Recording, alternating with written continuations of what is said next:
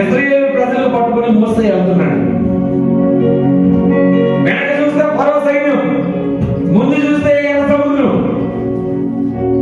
ఇశ్రాయేలు ప్రజలందరూ అంటున్నారు, ఓ మోసే దీని వదులు, ఆ ఐగుప్తులో చచ్చిపోవడం మేలయ్యా. ఇప్పుడు ఎందుకు వెనకాల చూస్తే సైన్యం, రథములు, చక్రాలు పరుగులెట్టుకుని వచ్చేస్తున్నారు, చంపేస్తారు. ఇక్కడ ఒకవేళ ఐగుప్తులు ఉంటే అక్కడ బానిస బతుకుని బతుకుతున్నాయిగా, ఈ అడవి ప్రాంతం కూడా తీసుకొచ్చి మమ్మల్ని చంపేయాలిక అని ప్రజలతో సుడుక్కుంటున్నారు, కొనుక్కుంటున్నారు.